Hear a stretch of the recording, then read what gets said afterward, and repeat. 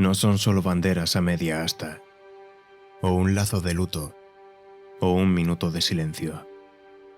Os vamos a echar de menos, os vamos a llorar juntos y en soledad. Queremos honrar vuestro recuerdo, nunca os vamos a olvidar, porque sois más que un dato o una estadística. Eres papá, eres mamá, la abuela, el yayo. Sois mi amigo, mi hermana, la tía, el compañero, el ángel que nos cuidó.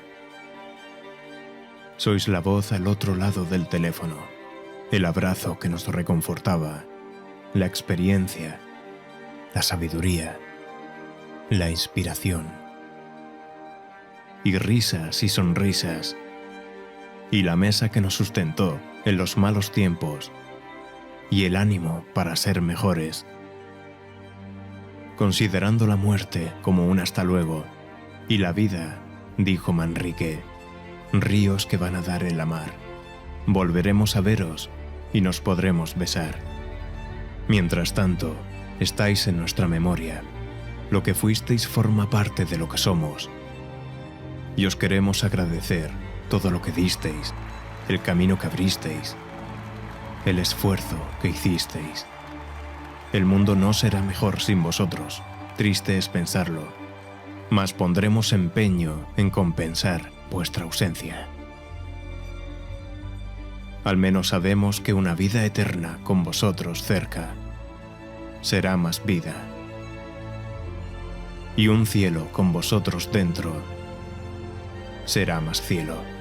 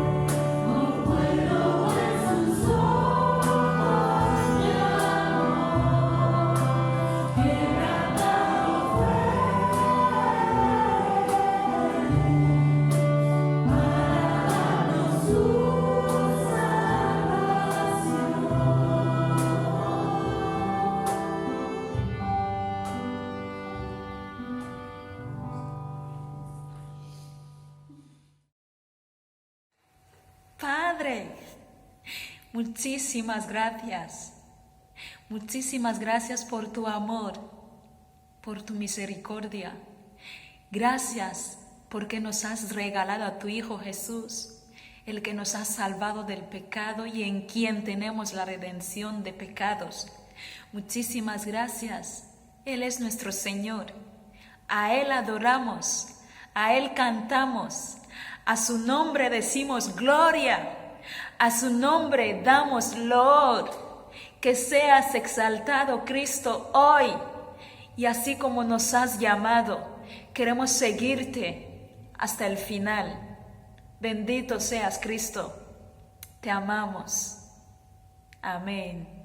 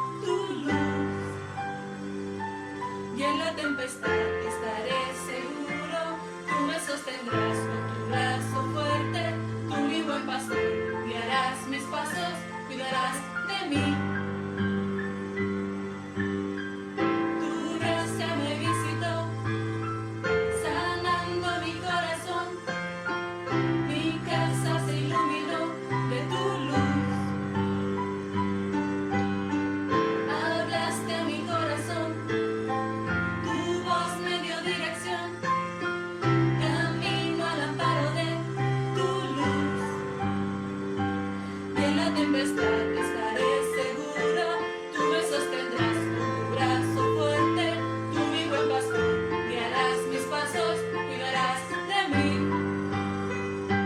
Y en la tempestad estaré seguro, tú me sostendrás con tu brazo fuerte, tú mi buen pastor, guiarás mis pasos, cuidarás de mí.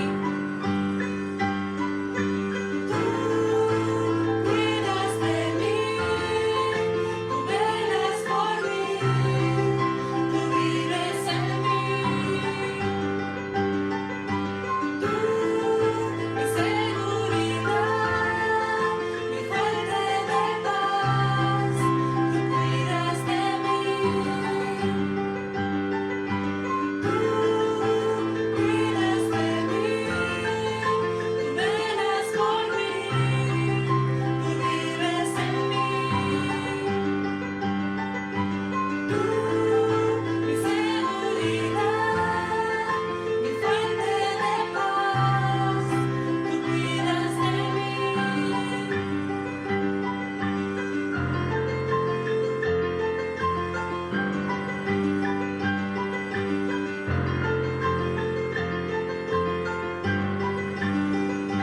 Y en la tempestad estaré seguro, tú me sostendrás con tu brazo fuerte, tú mi buen pastor, guiarás mis pasos, cuidarás de mí.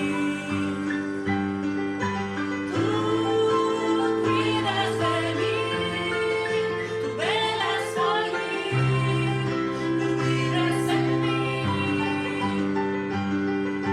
Tú, mi seguridad, mi fuente de paz, tú cuidas de mí. Tú cuidas de mí, tú velas por mí, tú vives en mí. Tú, mi seguridad, mi fuente de paz, tú cuidas de mí.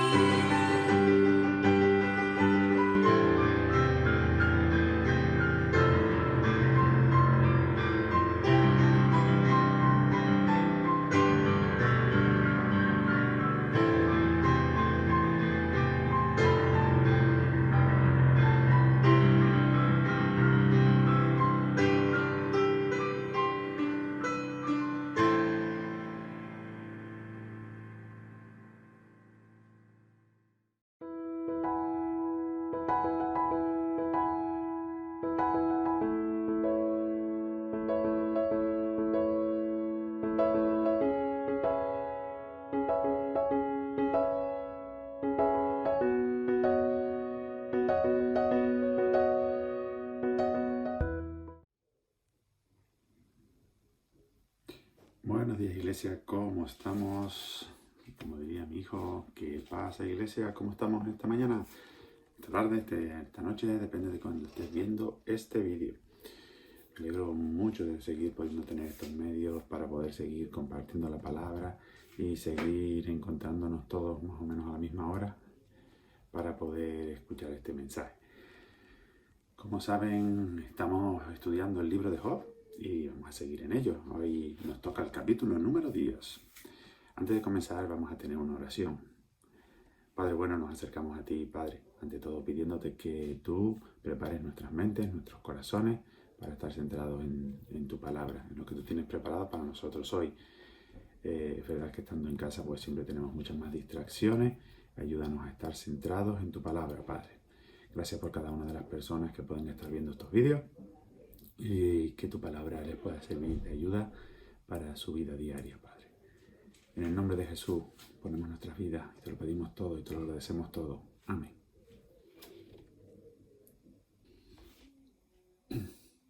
Pues vamos a leer el texto sobre el que vamos a estar meditando en esta mañana, que se encuentra en Job, capítulo 10. La versión que yo les voy a estar leyendo es la versión de la Biblia de las Américas. Dice así: hastiado estoy de mi vida, daré rienda suelta a mi queja, hablaré en la amargura de mi alma.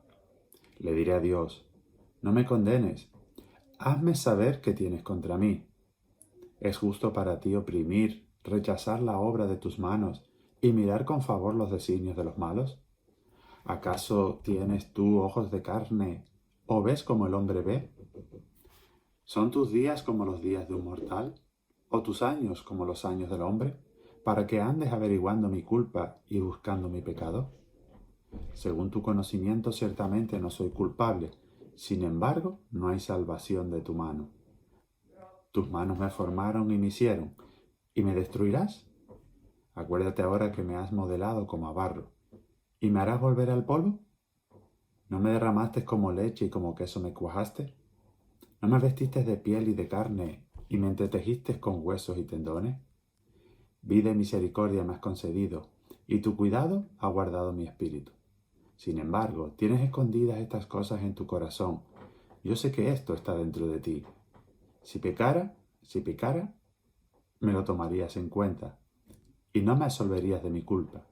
Si soy malvado, ay de mí, y si soy justo, no me atrevo a levantar la cabeza. Estoy lleno de deshonra y consciente de mi aflicción. Si mi cabeza se levantara como león, me cazarías, y mostrarías tu poder contra mí. Renuevas tus pruebas contra mí y te ensañas conmigo. Tropas de relevo vienen contra mí. ¿Por qué pues me sacaste de la matriz? Ojalá que hubiera muerto y nadie me hubiera visto. Sería como si no hubiera existido, llevado del vientre a la sepultura. ¿No dejará Él en paz mis breves días? Apártate de mí para que me consuele un poco, antes que me vaya para no volver. A la tierra de tinieblas y sombras profundas, tierra tan lóbrega como las mismas tinieblas, de sombras profundas sin orden y donde la luz es como las tinieblas. Hasta aquí la palabra del Señor. Wow, cuánta amargura expresada en este texto, ¿verdad? Como saben, venimos estudiando el libro de Job. Y durante el estudio hemos visto que toda esta historia está desarrollándose en dos planos, un plano celestial y un plano terrenal. Las cosas que están sucediendo en el plano celestial, Job no es consciente de lo que sucede, Job no sabe lo que está pasando ahí, pero tiene una relación muy directa con todo lo que está pasando en el plano terrenal, de lo cual Job sí es consciente, ¿no? Ha perdido a su familia, ha perdido todos sus bienes, ha perdido su salud, ¿no? Y en esa situación, los amigos de Job, sin que nadie le dijera, mira, tienes que ir a visitar a Job, deciden ir a confortarlo y a ayudarlo en esta situación, ¿no? Por la que está pasando Job ahora. Esa primera intención era muy buena, ¿no? Pero realmente cuando están junto a Job y después de haber pasado ese tiempo de luto junto a él, realmente podríamos decir que no están siendo de gran ayuda para Job, ¿no? Por todo lo que se está desarrollando ahí. Como hemos visto en domingos anteriores, utilizando verdades que estaban en la palabra de Dios, intentaban explicar que todo lo que le estaba sucediendo a Job era porque había pecado, que tenía que mostrar ese pecado y arrepentirse, ¿no? Para que toda esta situación por la que estaba pasando pues desapareciera. Pero Job no creía que esto estuviera sucediendo por eso. De hecho, él se consideraba, ¿no? Como vemos en el texto de hoy, ¿no? Que era inocente de todo esto que estaba sucediendo, ¿no? Y vamos viendo, ¿no? Distintos discursos que van dando sus amigos, ¿no? En el capítulo 8 vimos el primer discurso de Bildad, ¿no? Capítulo 9, que lo vimos el domingo pasado, pues tenemos ahí la respuesta que Job le da a Bildad, ¿no?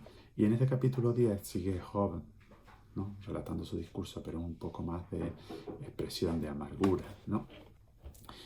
Es increíble porque podríamos decir que esto no tiene nada que ver con nosotros, ¿verdad? Porque nosotros cuando nos suceden cosas, pues no damos rienda suelta a nuestra amargura.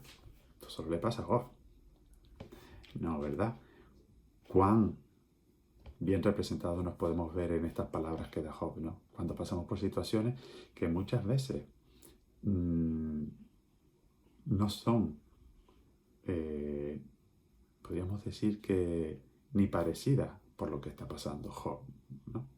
Muchas veces solo tenemos afectaciones en algún plano de nuestra vida, ya sea en nuestra salud, ya sea en nuestra economía, ¿no? Pero aún así somos capaces de expresar toda esta amargura, ¿no?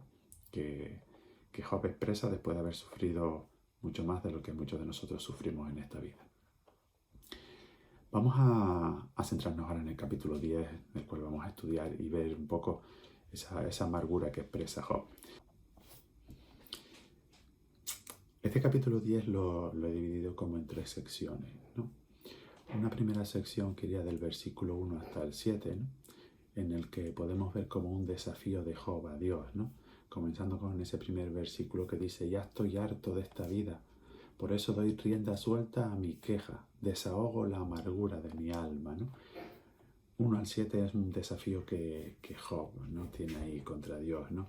La siguiente parte en la que lo he dividido es del versículo 8 hasta el 12. Ahí podemos ver cómo Job expresa, ¿no?, o lo que él cree una incongruencia de lo que Dios está haciendo, ¿no? Él muestra, ¿no?, esa forma tan artística en la que Dios lo crea, ¿no? Y por qué Dios ahora se deleita en destruir eso tan bonito que Él ha creado, ¿no? Expresa Job en esa porción. Y en la última porción sería, bueno, sí, del 13 al 22, o incluso del 13 al 17, y el 22 es una queja más que tiene Job, que siempre hace de que debía haber muerto antes de haber nacido, ¿no? Podríamos decir que del 13 al 17, ¿no?, que es como en esa tremenda aflicción por la que Job está pasando, para él es confuso cómo Dios está obrando en esa situación, ¿no? Y Job piensa que detrás de todo esto hay algo siniestro que Dios le tenía guardado desde hace mucho tiempo en su corazón y que lo ha estado vigilando para finalmente poder estallar contra él, ¿no? Entonces podríamos decir que la tenemos dividida en esas 3 partes. El desafío que hace Job a Dios, la incongruencia que ve Job con lo que le está pasando, ¿no?, en Dios, y ese siniestro motivo que hay detrás de todo lo que está pasando. ¿Qué piensa Job que hay detrás de lo que está pasando? Porque, como decíamos al principio, él no conoce, no sabe nada de lo que está pasando en ese plano celestial. Entonces todo se intenta explicar de lo que está pasando en el plano terrenal. Pues vamos a centrarnos ahora en la primera porción, ¿no?, en ese desafío del versículo 1 al 7. Es interesante cómo acaba el capítulo 9 y cómo empieza el capítulo 10. Capítulo 9, en su versículo 35, dice: quisiera hablar sin temor, pero no puedo hacerlo. Posteriormente, el versículo 1 del capítulo 7 comienza ya con un Job, podríamos decir, más desatado, ¿no?, diciendo: ya estoy harto de esta vida, ¿no? Cuánta resolución en Job ahí de repente, ¿verdad? Nos está diciendo que no puede hablar sin temor, ¿no? Pero de repente en el versículo 1 del capítulo 10 parece que como que se quita el corcho de una botella de champán agitada, ¿verdad? Ya estoy harto de esta vida, ¿no? Y a partir de esa expresión de Job, de ver todo lo que está sucediendo, de cómo están sucediendo las cosas, de cómo sus amigos interpelan contra él constantemente diciéndole: venga, que eres pecador, que has pecado en algo, di lo que es, arrepiéntete. Y él ver que en su vida se ha mantenido íntegro, que ha sido un hombre de Dios, ¿no? Llega un momento en el que esa botella de champán agitada explota, ¿no? Y esa explosión la podemos ver en ese versículo 1 del capítulo 10. Ya estoy harto de esta vida. Por eso doy rienda suelta a mi queja. Desahogo la amargura que hay en mi alma. ¿Mm? Como decíamos antes, ¿no?, muchas veces nosotros somos igual, ¿no? El Señor nos muestra en su palabra que una vez que decidimos seguirle a Él, no comenzamos un camino de rosa, ¿verdad? Al revés, veíamos durante esta semana en el estudio que estamos haciendo de los 40 días, que cuanto más decidimos trabajar para el Señor, más son las piedras que aparecen en nuestro camino para hacernos tropezar, ¿verdad? Y Job nos enseña aquí, o nos muestra, ¿no?, que todo esto por lo que está sucediendo ya ha llegado a un límite, ¿no? Entonces tiene que dar rienda suelta a esa amargura que hay dentro de su alma. Nosotros muchas veces también hacemos eso, soltamos toda esa amargura que hay en nuestra alma cuando las cosas no van como nosotros queremos, ¿verdad? Pero el Señor nos quiere enseñar, ¿no?, que muchas veces hay que pasar por esas situaciones para que podamos crecer espiritualmente, ¿no?, y no convertirnos en estatuas aquí en la tierra.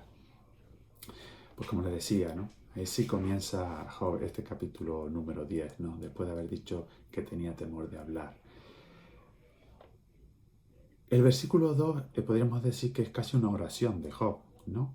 Después de haber dicho, tengo que desahogarme, tengo que decirlo, ¿no? Y entonces empieza como ese desafío hacia Dios, que veremos en los versículos siguientes, después del 2, ¿no? Del 3 al 6, veremos esos desafíos que hace Job hacia Dios, ¿no? Pero antes empieza en ese versículo 2 como una especie de oración, ¿no? Y le dice, le he dicho a Dios, no me condenes, dime qué es lo que tienes contra mí. ¿Sí? Job ahí está interpelando a Dios, ¿no? Que él le pueda hacer una lista en la que le diga el porqué de esta situación por la que está pasando. Job, todo esto que tú estás pasando, Roberto, todo esto por lo que tú estás pasando es por esto, por esto, por esto, por esto. ¿No? ¿Cuántos de nosotros no queremos saber e interpelamos a Dios, ¿no? A ver, Dios, ¿por qué ahora toda esta situación? ¿Por qué ahora que he decidido seguirte es que me pasan todas estas cosas? ¿Por qué ahora que he decidido o he encontrado la valentía para compartir tu palabra con otras personas es cuando me pasan más situaciones difíciles? ¿Por qué cuando iba los domingos a la iglesia y me sentaba en el banco y me levantaba del banco y me iba, mi vida era de color de rosa? ¿Por qué cuando no le hablaba a nadie de ti, mi vida era de color de rosa? Pues como veíamos al principio, cuanto más dedicas tu vida a Dios, más son las piedras que aparecen en tu camino para que no lo puedas hacer. Job nos muestra tal como somos, ¿no? Nosotros también ante estas situaciones de dificultad le decimos a Dios, pero ¿por qué Dios, no? Enseñamos y nos enseñan que realmente no hay que preguntarle un por qué a Dios, sino realmente tenemos que ver el para qué, ¿no? ¿Para qué sucede todas estas cosas? ¿No? ¿Qué área en la que tengo que crecer, ¿no? Para que todas estas cosas estén sucediendo. Y en los versículos del 3 al 6 vemos ese desafío que hace Job a Dios, ¿no? Si los leemos vemos que constantemente Job está comparando a Dios con el ser humano, ¿no? Está poniendo características del ser humano y inquiriendo a Dios si él es así también, ¿no? Él sabe que Dios no es así, ¿no? Pero expresa ese desafío, ¿no? Mostrándole, hombre, todo esto que me está sucediendo me sucedería si hubiera sido yo juzgado por un hombre. Pero no entiendo cómo siendo tú quien eres, que no tienes estas características que muestran estos versículos, me está pasando lo que me está pasando, porque yo he sido íntegro, yo he sido un hombre de Dios.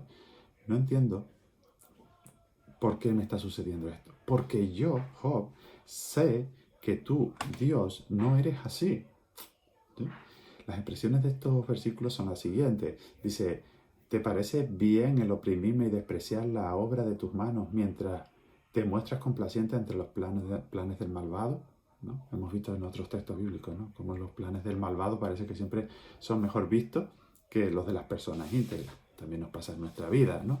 Cuando nosotros decidimos ser íntegros en distintas situaciones, se ve como, perdona, pero si esto otro lo hace todo el mundo, como tú no vas a hacer esto, ¿no? Es una forma de actuar del ser humano, ¿no? Muchas veces, no siempre. ¿Vale? Versículo 4. ¿Son tus ojos los de un simple mortal? Es decir, ¿son tus ojos como los del hombre que solo ven el exterior pero no ven el interior? Él sabe que no, ¿no? Dios no ve el exterior, Dios realmente ve tu corazón. ¿Ves las cosas como las vemos nosotros? Reforzando esa idea, ¿no? ¿Ves solo lo que hay fuera? ¿No ves lo que hay en nuestro interior? ¿Son tus días como los nuestros, tus años como los de un mortal, para que andes investigando mis faltas y averiguando todo acerca de mi pecado? ¿Necesita Dios tiempo para conocernos realmente, como cada uno de nosotros necesita tiempo para realmente conocer cómo son las otras personas? Dios necesita un vistazo para saber cómo eres, porque Él mira tu corazón, no mira cómo actúa. En cambio, nosotros como seres humanos, para realmente llegar a conocer como una persona, no nos sirve a primera vista. Necesitamos tiempo para saber cómo es cada persona, ¿no? Incluso la gente dice que necesita tiempo para conocerse como es uno mismo. Así que ya tela, ¿no?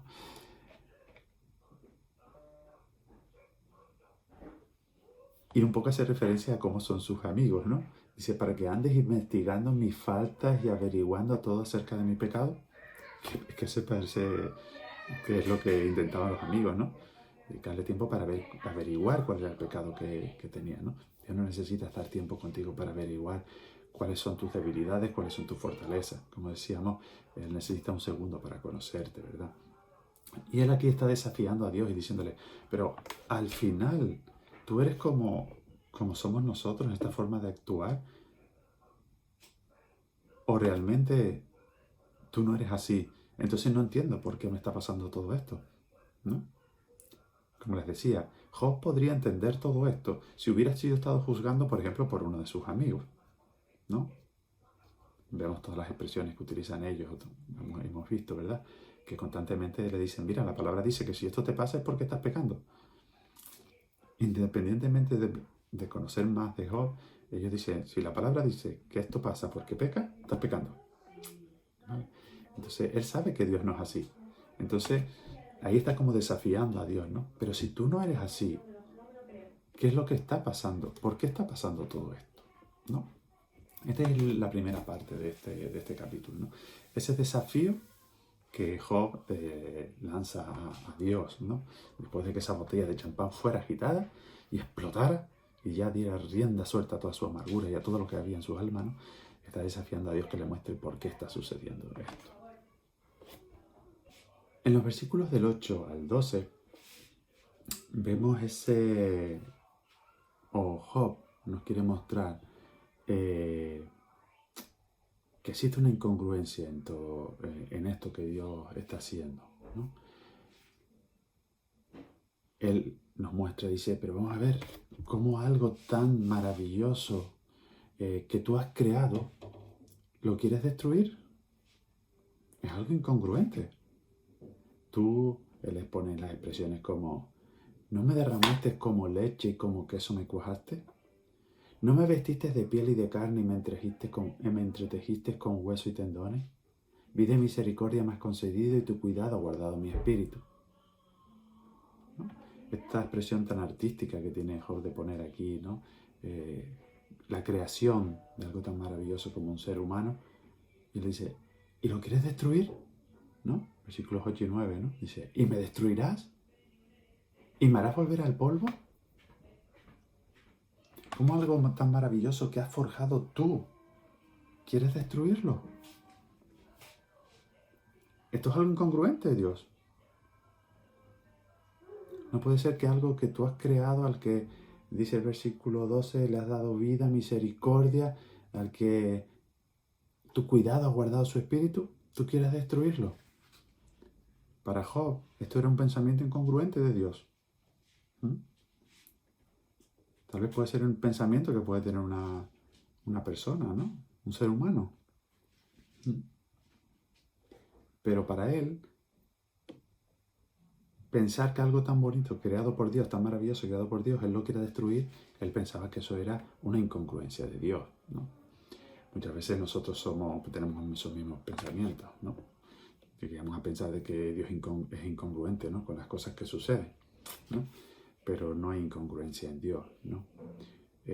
Job realmente, y cada uno de nosotros, ¿no? Tenemos una visión muy limitada, ¿no? En el caso de Job lo vemos muy claramente, ¿no? Él está teniendo solo la visión terrenal de lo que está sucediendo, pero no está viendo la visión celestial de lo que está pasando y por qué está pasando él por lo que está pasando, ¿no? Esa visión celestial de lo que ahí sucede, que sí afecta a lo que él está viendo y a lo que le está sucediendo a él, ¿no? Por eso Job expresa o cree, ¿no? Que se está produciendo ahí una incongruencia en Dios, ¿no? En los versículos del 13 al 17, ¿no? Vemos ahí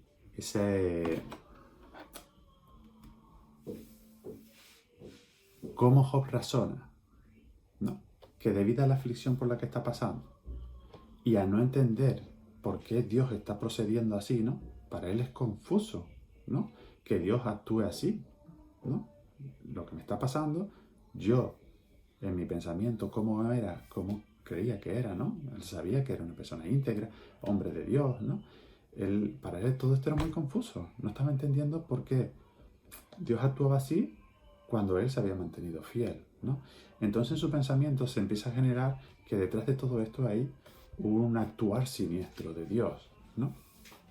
El pensamiento de que algo siniestro Dios estaba haciendo, ¿no? O llevaba preparando desde a tiempo hacia él, ¿no? Y quiero aprovechar este tiempo para hablar también de cómo en los tiempos actuales y debido a la situación en la que estamos también se han generado un montón de teorías conspiranoicas, ¿no? Sobre por qué se ha producido esta situación.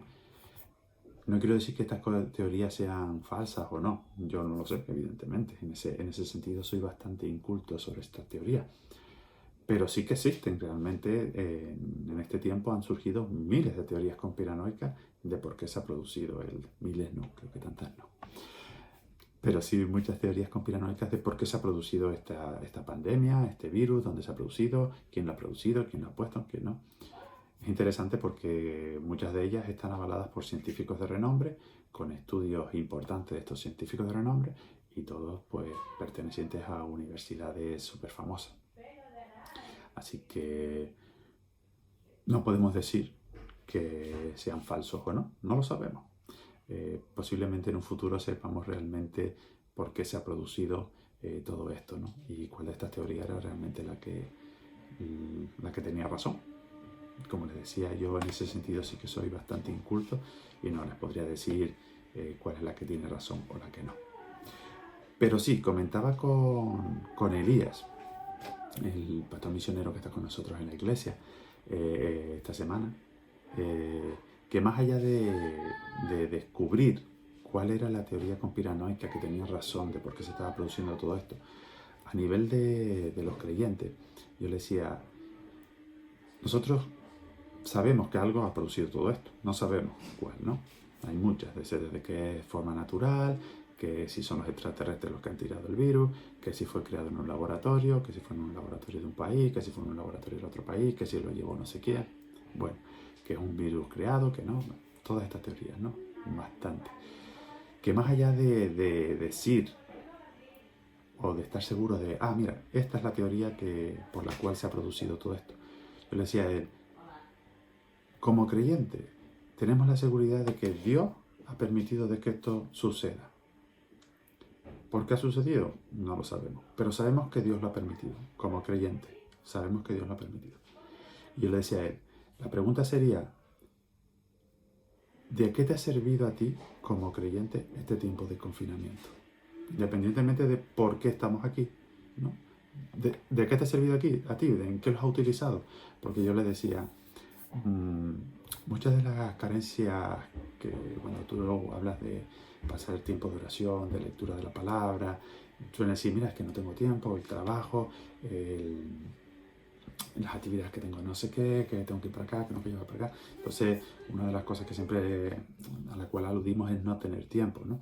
Y entonces yo le decía, esta pandemia nos ha dado el tiempo.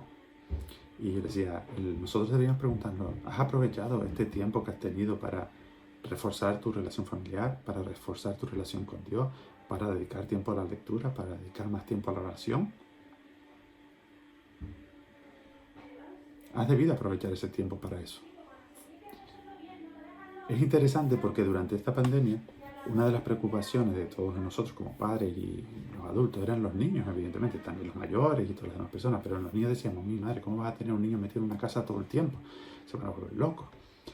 Es gracioso porque luego hacen estudios por ahí y preguntan a niños y les decían, no, claro, tú, ¿cómo te sientes de estar en casa y tal? Y es gracioso porque una gran parte de los niños decían que no, que a ellos no les importaba estar en casa. Y decían que el estar en casa les había permitido pasar tiempo en familia, pasar tiempo con su padre, pasar tiempo con su madre. Más que la preocupación del niño de poder salir, el niño se alegraba, o la niña, se alegraba de haber podido pasar tiempo con su familia. Algo que nos tiene que enseñar a nosotros también, ¿no? Más allá de saber cuál es la teoría conspiranoica, que tuvo razón o que tiene razón de por qué se ha producido todo esto, es pensar en qué he aprovechado yo este tiempo. Si lo he aprovechado para potenciar toda mi relación con Dios, mi relación familiar, mi familia, ¿no? Esto es un poco tomando el hilo de este plan siniestro que tiene Job en los planes de Dios, ¿no? O el pensamiento que tiene Job en cuanto a que él piensa que detrás de todo esto hay un plan siniestro. Y lo he aprovechado para hablar de esta pandemia por la que hemos pasado, que es muy actual, y de la que también se salen muchos planes siniestros, ¿no? Pero como les decía, más que pensar en estos planes, que yo deseo conocer también, evidentemente, no es que quiera mantenerme en la ignorancia, pero no sabemos si algún día sabemos qué es lo que produjo todo esto, pero sí reflexionar, ¿no? En qué hemos aprovechado este tiempo realmente, ¿no? Si lo hemos aprovechado para fortalecernos nosotros, ¿no? Como creyentes. Volviendo a Job, ¿no? En su plan siniestro que él pensaba que había detrás de todo esto. Dice el versículo 13, sin embargo tienes escondidas estas cosas en tu corazón, yo sé que están dentro de ti. ¿Sí? Job llega a pensar, ¿no? Que ese plan siniestro de Dios es que Dios ha estado esperando desde su nacimiento, Dios ha estado esperando que él cometiera un pecado para ir a por él, ¿no? Ese es el pensamiento que tiene Job en este momento. Dice, pues entonces que Dios desde mi nacimiento ha estado esperando que yo cometiera un pecado para ir entonces a por mí, a muerte, ¿no? Entonces él en su pensamiento dice, pero que encima la justicia divina es estricta, ¿no? Entonces he cometido ese pecado y Dios viene a por mí a muerte, ¿no? Y él utiliza las expresiones estas, ¿no? Dice, si pecara me lo tomarías en cuenta y no me absolverías de mi culpa, ¿no? Haciendo referencia a esa justicia divina estricta, ¿no? Entonces él dice, Dios ha estado vigilándome constantemente, he fallado en algo y entonces Dios viene a por mí y va a estar ahí y me lo hemos demostrado, ha empezado, pam, pam, pam, mi familia, mis cosas, mi tal, mi salud, ¿no? Y ahí está, haciéndome sufrir para castigarme por ese pecado que yo he cometido, ¿no? Y llega a razonar y pensar que eso lo tiene Dios ahí guardado desde mucho tiempo, ¿no? Vigilándolo. Y él expresa, ¿no?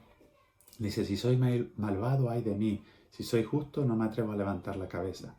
Estoy harto de deshonra y consciente de mi aflicción. Sí, ¿no?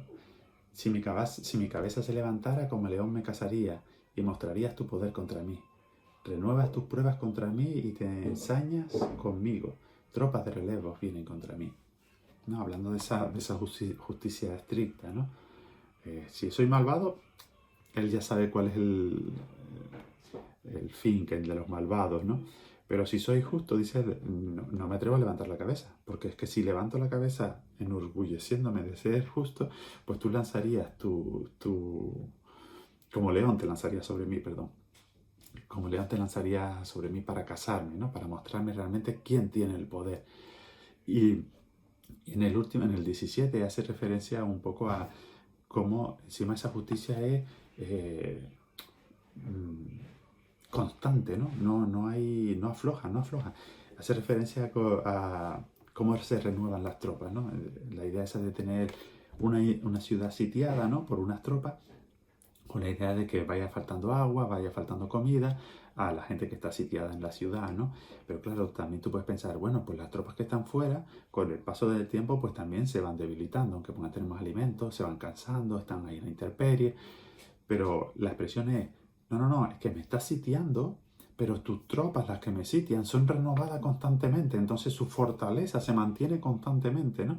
Y es esa imagen que él tiene de que el juicio de Dios es constante, no flaquea, ¿no? Entonces, dentro de su idea conspiranoica, es que Dios lo ha estado acechando constantemente para que desde que cometiera un pecado, ir a por él y ajusticiarlo de manera estricta y constante, ¿no? Esa es la idea que llega a pensar Job que Dios está haciendo, ¿no? Un poco llevado por su razonamiento, ¿no? En el que desafía a Dios, decirle, mira, pero entonces tú eres como un ser humano, ¿no? Tu pensamiento, tú lo que ves, lo que juzgas, es como un ser humano. No, yo creo que no, porque tú no eres así. Entonces, estás siendo incongruente con lo que eres.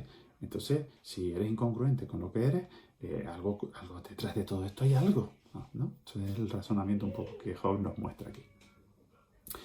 La última parte, que va del 18 al 22, es un tema que repite Job en varios capítulos, ¿no? Y es la insistencia de ¿para qué nací si voy a llegar a este punto, ¿no? En el que está él ahora, ¿no? De dolores, de haberlo perdido todo. Que para él su pensamiento es que hubiera sido mejor no nacer, haber muerto antes de nacer o en el nacimiento. Pero haber muerto ahí, ¿para qué nacer y llegar hasta aquí si lo que voy a tener es sufrimiento, ¿no? Y evidentemente tenemos que tener también en cuenta, ¿no?, que Dios permite nuestra estancia aquí con un motivo. No estamos para ser estatuas, como decíamos al principio, ¿no? No estamos para ser estatuas en este mundo. Independientemente de cuál sea nuestra situación en este mundo, ya sea económica, de trabajo, de salud, Dios nos mantiene con un propósito.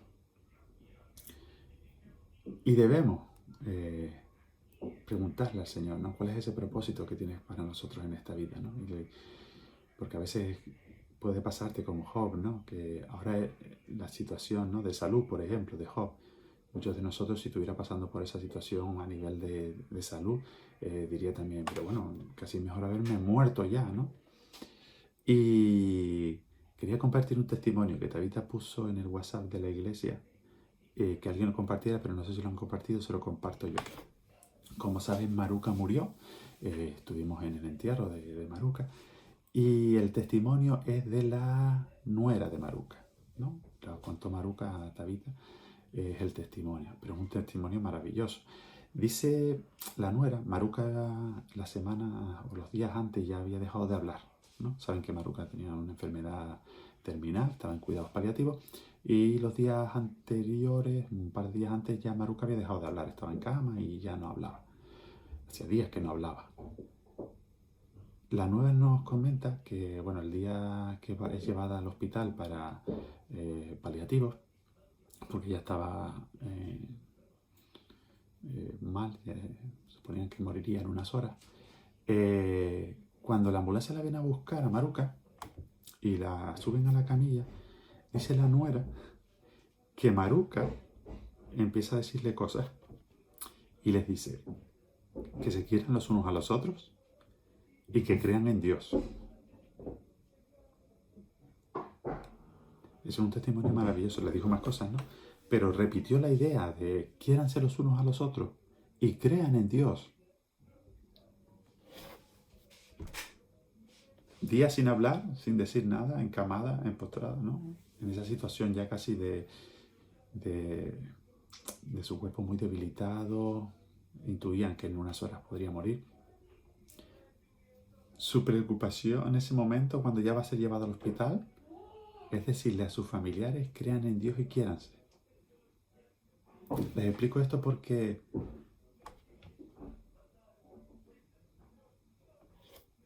podríamos decir, ¿no?, que la misión que se nos encomienda a cada uno de nosotros, que es predicar el Evangelio, Maruca la llevó hasta el fin. Y podríamos decir que, bueno, pero ya ella en esa situación ya no tiene nada que cumplir aquí en esta tierra, ¿verdad? Ya que el Señor se la lleve, muchas cosas que se dicen, ¿no? Pero en ese momento en el que Maruca va a ser llevada, subida en la ambulancia, ella da testimonio a su familia de que se quieran y que quieran a Dios, que crean en Dios. Es un testimonio muy bonito, ¿no? La familia decía que les impactó, ¿no? Si conocieron a Maruca saben que ella, su tendencia natural era a hablar del Señor, ¿no?, a las personas. Pero para que ustedes puedan ver que hasta en cualquier situación, si estamos aquí es porque Dios lo permite. Y Dios utilizó a Maruca para poder ser testimonio a sus familiares, aunque en unas horas muriera, ¿no? Entonces, estas palabras que utiliza Job al final de este capítulo, ¿no?, de que mejor hubiera sido nacer muerto que llegar a este momento, no tienen que estar en nuestro pensamiento, ¿no?, sino intentar saber por qué Dios permite que estemos, o para qué permite Dios que estemos en estas situaciones, ¿no?, y ser testimonio de Él en cada situación, aunque sean muy difíciles, ¿verdad? Bueno, como conclusión, después de todo esto, ¿qué quería compartir con ustedes? Aunque en nuestro razonamiento, todo esto que está diciendo Job, después de conocer la historia y conocer su final, podríamos decir que ¿vale? No es la forma correcta, entre comillas, de actuar, ¿sí? No deberíamos de ser así nosotros, ni siquiera, ¿no? Como es Job. Pero yo creo que Job, entre comillas también, cogió el camino correcto. ¿Por qué les digo esto? Cuando nosotros vamos caminando, ¿no? Y llegamos a una encrucijada, hay muchos caminos. En este momento, en esta situación por la que está pasando Job, yo voy a dar dos caminos. A lo mejor hay más, pero yo voy a dar dos caminos. Un camino es lo que hizo Job. Discutió con Dios, recriminó a Dios, daba por hecho razonamientos humanos que él consideraba mejores que lo que Dios tenía para él, ¿no? Y ahí estaba él constantemente en refriega con Dios, ¿verdad? Pero se mantuvo fiel a Dios. El otro camino que pudo haber tomado Job, y que en ocasiones muchos de los creyentes podemos tomar, es habernos apartado de Dios. Muchas veces en las situaciones difíciles, más que hacer esto que pudo hacer Job, que podríamos decir no era correcto o no está bien, lo que hacemos es alejarnos de Dios. Pero Job decidió mantenerse fiel a Dios, aunque estuviera, entre comillas, ¿vale?, peleando con él constantemente, ¿no? Dios luego le muestra, ¿no?, que cuán errado estaba, ¿no? Pero es el camino correcto. Y ese es el que le animo yo a coger. En nuestra vida tenemos y tendremos situaciones difíciles, a veces muy ligeras, a veces bastante duras. Y les animo, ¿no?, en todas y cada una de esas situaciones, a acercarnos a Dios, tal vez a pleitear con Él en nuestras oraciones, ¿no?, pero no abandonarlo. Hace una semana estábamos estudiando durante la semana la oración. En el estudio hablábamos, ¿no?, de dos oraciones de David. Como saben, muchas veces se nos enseñan a estructurar un poco las oraciones, ¿no? Petición de gracia, perdón, intersección, ¿no? Y en el estudio se nos decía, bueno, ¿y en qué partes podemos poner esto que está haciendo David? Y podemos decir, pues no está incluida en nada. Y no estaba incluida en ninguna de esas secciones, porque lo que David estaba haciendo era derramar su corazón ante Dios. David estaba explicándole a Dios cómo se sentía y lo que había hecho, ¿no? Oh, es que hoy me he levantado fatal, tal, y encima me he cruzado con no sé quién, he levantado mi voz, le he dicho dos palabrotas, le he dicho de todo, ¿no? ¿Por qué les cuento todo esto, no? Porque a veces en las situaciones difíciles podemos acercarnos a Dios a interceder como está haciendo Job, a desafiar a Dios, aunque Dios luego nos mostrará que no tenemos con qué desafiarlo, ¿verdad? A pensar que Dios es incongruente o que no está haciendo las cosas como deberían ser, porque no se adaptan a nuestro razonamiento. O a pensar que detrás de todo esto que está pasando hay algún plan siniestro de Dios, ¿no? Pero acercarnos a Él en oración en eso, a tomar ese camino de la intercesión, a no alejarnos de Dios, ¿verdad? Como le decía, sufriremos bastantes situaciones difíciles. Mi conclusión en el día de hoy era que independientemente de las situaciones en las que nos encontremos, tomemos esa intersección, mantenernos en Dios, mantenernos fiel a Dios, aunque batallemos con Él en nuestras oraciones, ¿no? No separarnos de Dios. Pues iglesia, ¿qué les digo? A mantenernos fieles en Él, a seguir acercándonos a Dios en estos tiempos que hemos podido tener de acercarnos a Él, no solo a darle gracias por cosas, no solo a pedirle perdón por cosas, no solo a interceder por personas, sino a derramar cómo nos sentimos y cómo creemos que deben ser las situaciones por las que pasamos, ¿no? Aunque estemos errados, ¿no? Pero no alejarnos de Dios. Que Dios los bendiga, Dios mediante, puede que en breve podamos ya vernos también las caras físicamente, aunque sea con mascarilla. Los quiero, un abrazo, chao.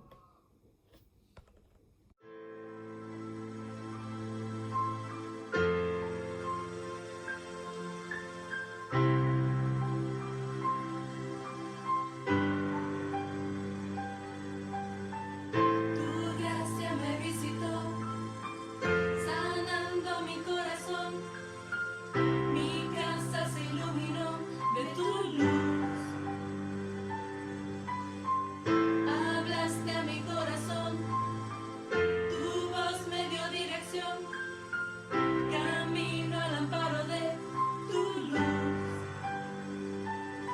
la tempestad.